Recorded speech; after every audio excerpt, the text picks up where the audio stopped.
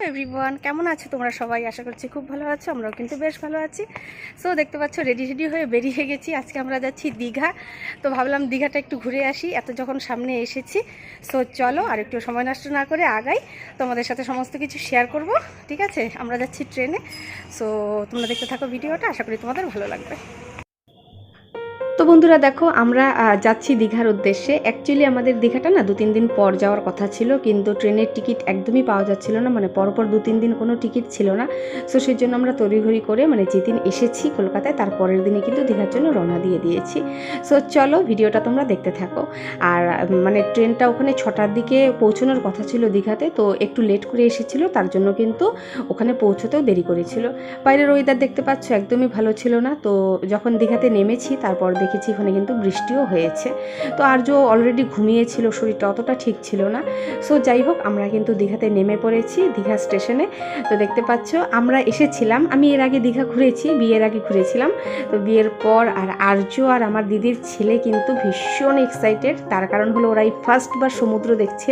সমুদ্র দেখার আনন্দ কিন্তু সত্যিই আলাদা বন্ধুরা। তো চলো, আমরা কিন্তু হোটেল ঠিক করে নিয়েছি আর তারপর কিন্তু হোটেলে ঢুকে গেছি। ঠিক আছে, সো হোটেলে ঢুকে আমরা তারপর যেহেতু অনেকটা রাত হয়ে গেছিলো, পৌঁছতে প্রায় 7টা সাড়ে 7টা মতন বেজে গেছিলো। আর আমাদের হোটেলে ঢুকতে কিন্তু প্রায় 8টা সোয়া 8টা মতন বেজে গেছিলো। আর তারপর কিন্তু বেশি দেরি না করে আমরা সোজা রুমের উদ্দেশ্যে রওনা দিয়েছি। তো আমরা মানে রুমে গেছি, গিয়ে তারপর কিন্তু খুব তাড়াতাড়ি করে সমস্ত চেঞ্জ করে নিয়ে কিন্তু আমরা খাওয়ার উদ্দেশ্যে রওনা দিয়েছিলাম, কারণ রুমে গিয়ে সমস্ত কিছু করতে একটু সময় লেগে গেছিলো।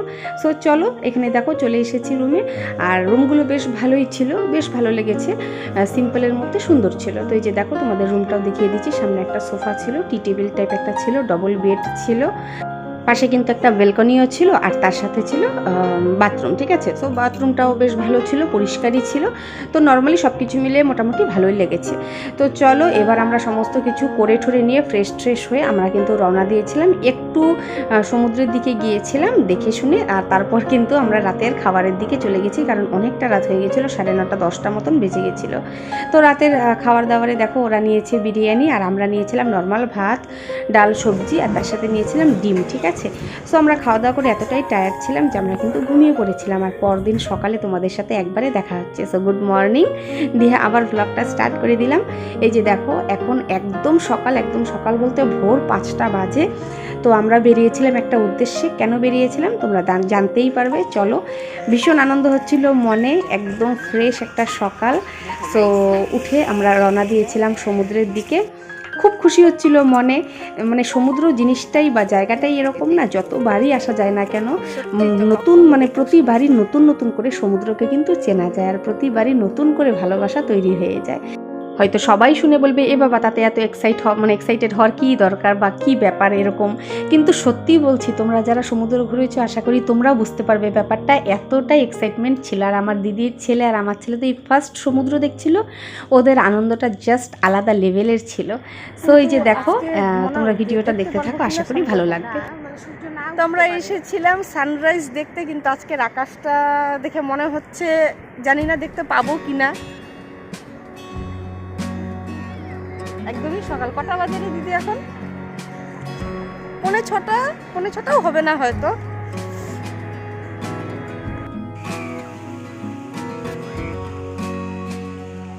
তো অ্যাকচুয়ালি সানরাইজ দেখতে এসেছিলাম আমরা, কিন্তু এসে দেখি আকাশটা বেশ একটু মেঘলা টাইপের ছিল। তো খুব হালকা করে সামান্য দেখা গেছে, যেগুলো হয়তো মোবাইলের ক্যামেরাতে আমি তোমাদেরকে দেখাতে পারিনি।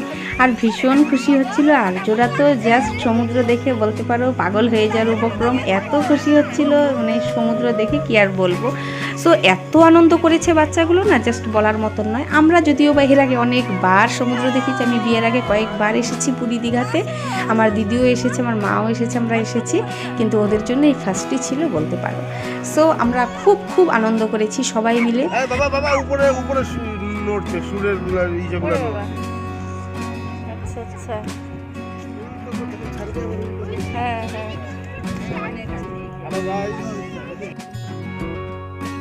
তো তো আমার ক্ষেত্রে ব্যাপারটা এরকম হয়েছে যে ভিডিও করার লোকের ভীষণ অভাব ছিল। তার কারণ দেখো সবাই এখানে আনন্দ করতেই এসেছে, দিদিও আনন্দ করতে এসেছে, জিজুও আনন্দ করতে এসেছে। যতই হোক আমি একটা ভিডিও করতে থাকবো, মানে আমার ভিডিও করার পিছনে সবার সময়টা নষ্ট হবে, সেরকম করে আমি যতটুকু পেরেছি আমি কিন্তু নিজের ভিডিও নিজেই করেছি। তারপরও বলেছি দিদিকে, জিজুকে, আর আমার বর তো অনেক হেল্প করেছে, ও অনেকগুলোই ভিডিও করে দিয়েছে। আর বিয়ের পর বলতে পারো আমাদের মানে দুজনের কিন্তু এই ফার্স্ট একসাথে সমুদ্র দেখা ছিল। তো আমরা ভীষণ এনজয় করেছি, আর আমার বড় সত্যি ভীষণ এনজয় করেছে। তো সেই জন্য ভিডিওটা আমি যতটা পেরেছি নিজে নিজে করার চেষ্টা করেছি, ঠিক আছে। সো ওর সাথে আমার খুব যে একটা ভিডিও আছে সেরকমও না, যতটুকু আছে চেষ্টা করেছি তোমাদেরকে দেখানো।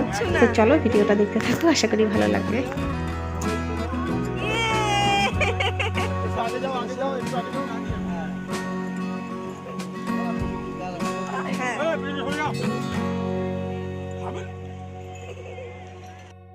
তো ঋষভ একটু ভয় পাচ্ছিল প্রথম মানে আমার দিদির ছেলে, আর তারপরে তো ভীষণ মজা করে একদম বলেছিলাম না ঘরে কি সাওয়ারি করেছে, তো ওরাও খুব খুশি হয়েছে।